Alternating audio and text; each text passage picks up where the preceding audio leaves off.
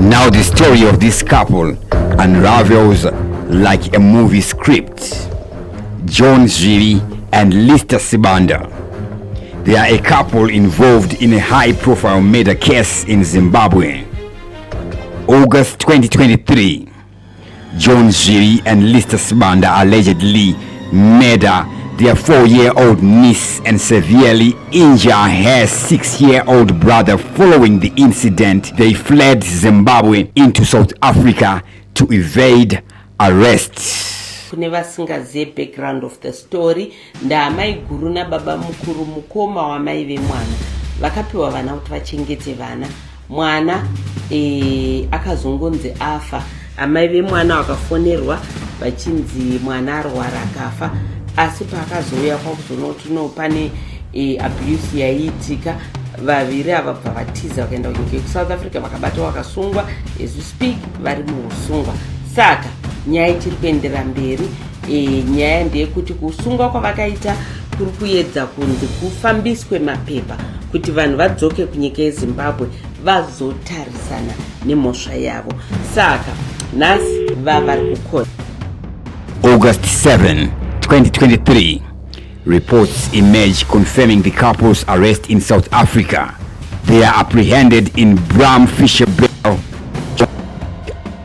on the run for several weeks. April 16, 2024, authorities announced that the extradition process for Ziri and Sibanda is at an advanced stage, indicating that formal procedures are underway to return them to Zimbabwe for trial.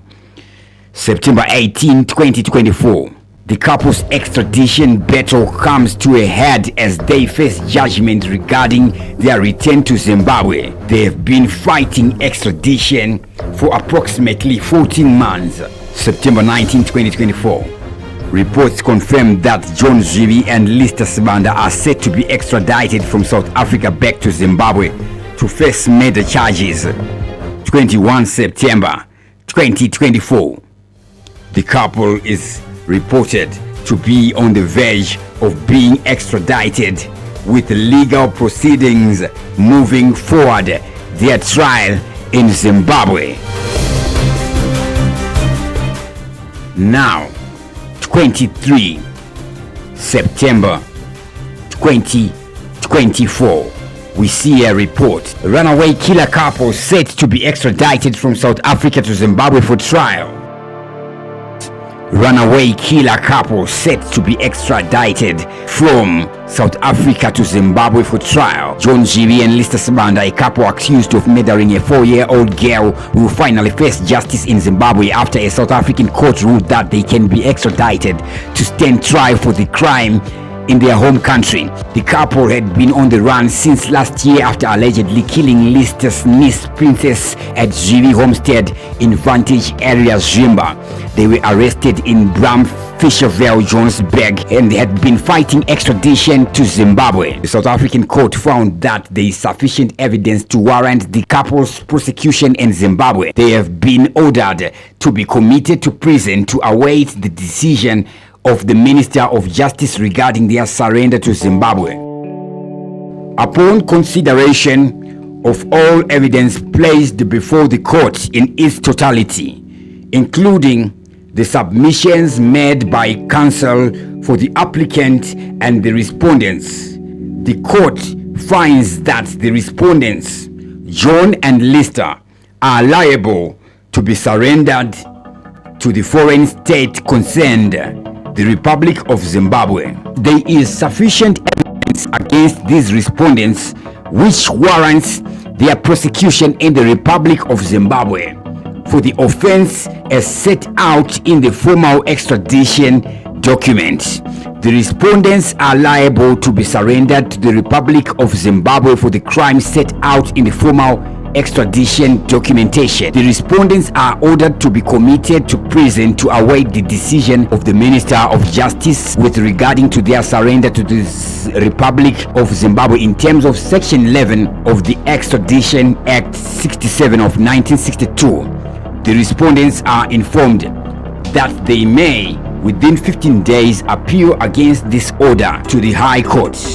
Now, allegations against the couple are that they subjected Princess and her sister to extreme physical abuse using electrical cables and a walking stick, killed Princess, stuffed her body in a sack and dumped it in a river.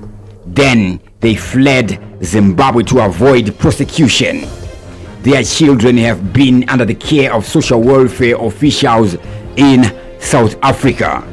One question may be, how did the couple manage to evade the capture so long? Several factors are involved here. Number one, the flight to South Africa. After allegedly committing the crime, they fled Zimbabwe and crossed into South Africa. This move provided them with a significant geographical barrier from law enforcement agencies in Zimbabwe, complicating their capture.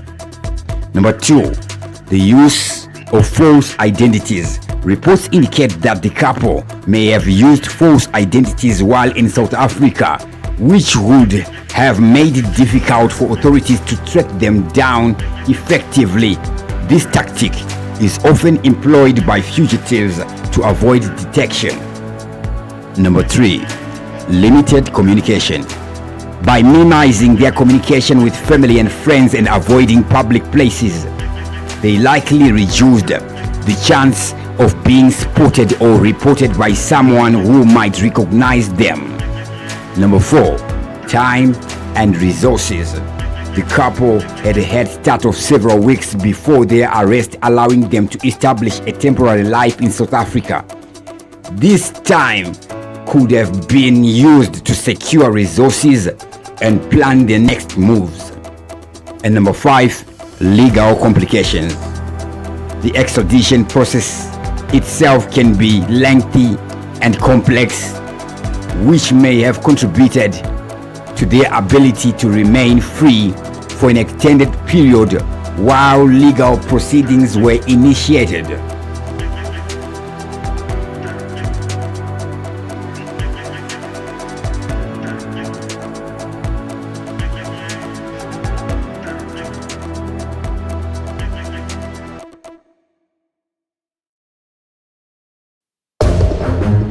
Now the story of this couple unravels like